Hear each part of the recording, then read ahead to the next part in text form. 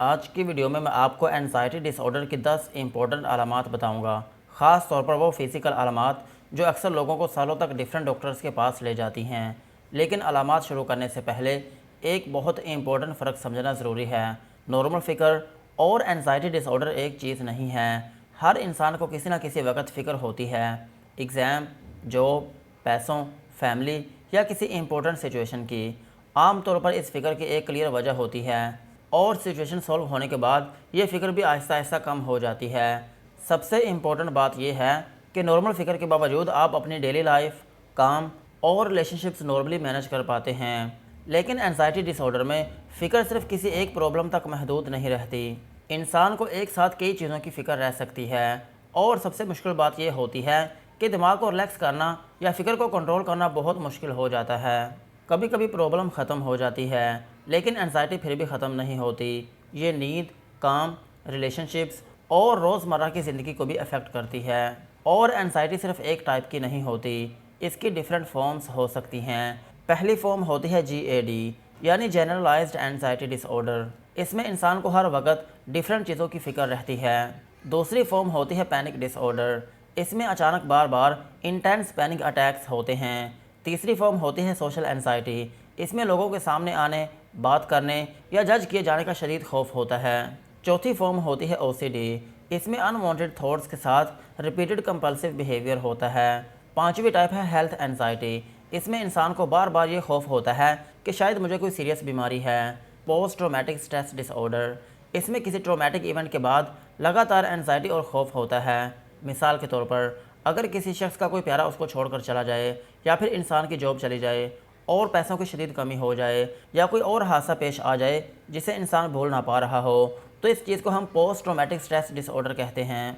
आज मैं आपको एनजाइटी की 10 कॉमन अलामात बताऊंगा। वो फिज़िकल अलामात जो अक्सर लोगों को कार्डियोलॉजिस्ट, गैस्ट्रेंटोलॉजिस्ट या फिर न्यूरोलॉजिस्ट के पास लेकर चली जाती हैं। सबसे पहली और सबसे इम्पोर्टेंट अलामत है हर वक्त बहुत ज़्यादा फ़िक्र और सोच में रहना। ये सिर्फ किसी एक प्रॉब्लम की फ़िक्र नहीं होती। दिमाग एक फ़िक्र से दूसरी फ़िक्र की तरफ मुसलसल जाता रहता है। हेल्थ, पैसा, फैमिली, फ्यूचर, जॉब और उन प्रॉब्लम्स की भी फ़िक्र जो अभी हुई ही नहीं होती। इंसान को खुद भी एहसास होता है कि शायद मैं ज़रूरत से ज़्यादा सोच रहा हूँ, लेकिन फिर भी दिमाग को रोकना मुश्किल होता है। अगर आपका दिमाग अक्सर अगर ये हो गया तो, अगर वो हो गया तो जैसी फ़िक्रों में फंसा रहता है, तो ये एंजाइटी की एक बहुत इंपॉर्टेंट अलामत होती है। दूसरी अलामत है बिना किसी फिज़िकल एक्टिविटी के दिल का अचानक बहुत तेज़ धड़कना या फिर ज़ोर ज़ोर से धड़कना या फिर धड़कन का इर्रेगुलर महसूस होना। कभी आप बिल्कुल आराम से बैठे होते हैं या बेड पर लेटे होते हैं और अचानक महसूस होता है कि दिल बहुत तेज़ धड़क रहा है। एंजाइटी के वक्त बॉडी एड्रेनालिन रिलीज़ करती है। ये हार्मोन हार्ट रेट को बढ़ा देता है और मसल्स में भी खिंचाव पैदा कर देता है। इस वजह से चेस्ट में प्रेशर या फिर टाइटनेस भी महसूस हो सकती है। अब अगला वार्निंग साइन, अगर दिल की धड़कन के साथ आपको सांस लेने में भी अजीब सी मुश्किल महसूस हो, तो ये एंजाइटी की एक और कॉमन अलामत होती है। इंसान को लगता है कि सांस आ तो रही है लेकिन सांस पूरी नहीं हो रही। बार बार गहरी सांस लेने या फिर जमाई लेने का दिल करता है ताकि एक सेटिस्फाइंग सांस मिल सके। एंजाइटी में इंसान कभी कभी ज़रूरत से ज़्यादा तेज़ गहरी सांस लेने लगता है। इसे हाइपर वेंटिलेशन कहते हैं। इससे ब्लड में कार्बन डाइऑक्साइड कम हो सकती है और फिर बेहोशी और सांस की कमी जैसा एहसास और बढ़ सकता है। चौथी अलामत है बार बार मतली, स्टमक पेन, लूज मोशंस या फिर पेट का अपसेट रहना। कुछ लोगों को एंजाइटी के वक्त ख़ास तौर पर मतली होती है, जैसे किसी मीटिंग, सोशल गैदरिंग या फिर इंपॉर्टेंट इवेंट से पहले। किसी को पेट में क्रैम्प्स होते हैं, किसी को बाथरूम जाने की हाजत होती है और किसी का मैदा तकरीबन हमेशा अपसेट रहता है। इसकी वजह यह है कि ब्रेन और पेट का निज़ाम एक दूसरे से क्लोजली कनेक्टेड हैं। जब बॉडी का अलार्मिंग सिस्टम बार बार एक्टिवेट होता है तो डाइजेस्टिव सिस्टम की मूवमेंट और सेंसिटिविटी भी चेंज हो जाती है। पांचवा वार्निंग साइन है हर वक्त बेचैन रहना। इंसान को लगता है कि वो प्रॉपरली रिलैक्स नहीं कर पा रहा, आराम से बैठना मुश्किल होता है, दिमाग मुसलसल अलर्ट रहता है और अंदर से अजीब सी बेचैनी महसूस होती रहती है। कभी कभी इंसान थका हुआ होता है लेकिन फिर भी रिलैक्स नहीं कर पाता। छठी अलामत है बेड पर जाने के बाद दिमाग का कंटिन्यूसली चलना।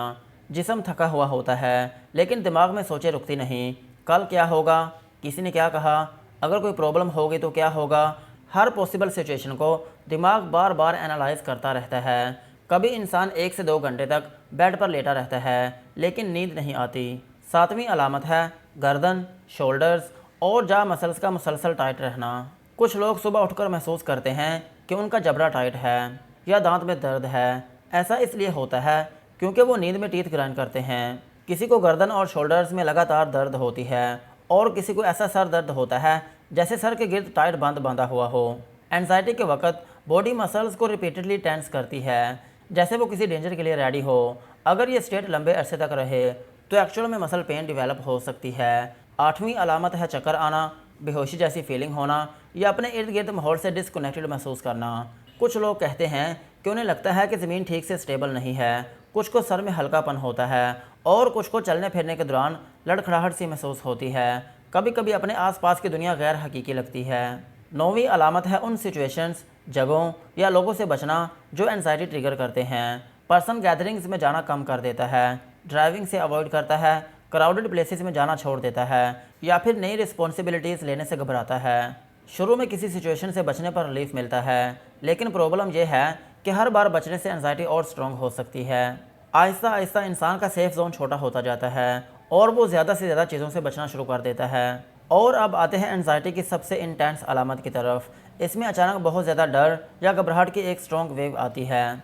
दिल बहुत तेज़ धड़कता है, चेस्ट टाइट होती है, सांस मुश्किल लगती है, हाथ या होठों में झंझनाहट होती है और पर्सन को लगता है कि अब कुछ बहुत बुरा होने वाला है। कुछ लोगों को लगता है कि उन्हें हार्ट अटैक हो रहा है या फिर वो मरने वाले हैं। पैनिक अटैक में बॉडी का फाइट और फ्लाइट सिस्टम अचानक एक्टिवेट हो जाता है, हालांकि उस वक्त कोई एक्चुअल ख़तरा मौजूद नहीं होता। लेकिन याद रखें, पहली बार होने वाली सीवियर चेस्ट पेन, सांस की दुश्वारी और बेहोशी जैसी फीलिंग को सिर्फ पैनिक अटैक कहकर इग्नोर नहीं करना चाहिए, बल्कि मेडिकल असेसमेंट करवानी चाहिए।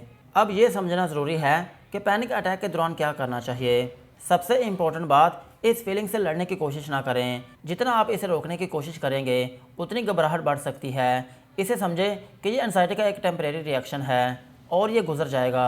दूसरी बात, सांस धीमी करें। सांस अंदर लेने के मुकाबले में सांस बाहर निकालने का वक्त ज़्यादा रखें। मिसाल के तौर पर 4 काउंट्स में सांस अंदर लें और 6 काउंट्स में बाहर निकालें। तीसरी अहम चीज़, अपने आसपास के माहौल पर फोकस करें। 5 चीज़ें देखें, 4 चीज़ों को छूकर महसूस करें और 3 आवाज़ें सुनने की कोशिश करें। इसे ग्राउंडिंग टेक्निक कहते हैं।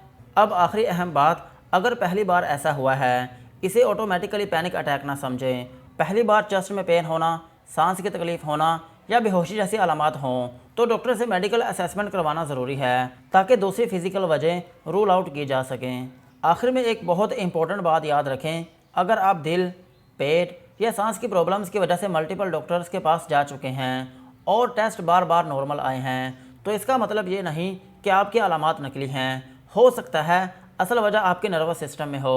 एंजाइटी में दिल की धड़कन तेज़ होना, पेट का दर्द और सांस का फूलना बिल्कुल रियल होता है। फ़र्क सिर्फ इतना है कि इनकी वजह किसी ऑर्गन की डिजीज़ के बजाय नर्वस सिस्टम की ओवर एक्टिविटी होती है। इस वीडियो को उस शख्स के साथ ज़रूर शेयर करें जिसे बार बार कहा जाता है कि आपके टेस्ट तो नॉर्मल हैं लेकिन उसकी तकलीफ़ बिल्कुल रियल है। यहीं तक थी आज की वीडियो। अगर वीडियो यूज़फुल लगी हो तो चैनल को सब्सक्राइब करें और बेल आइकन को ज़रूर प्रेस करें।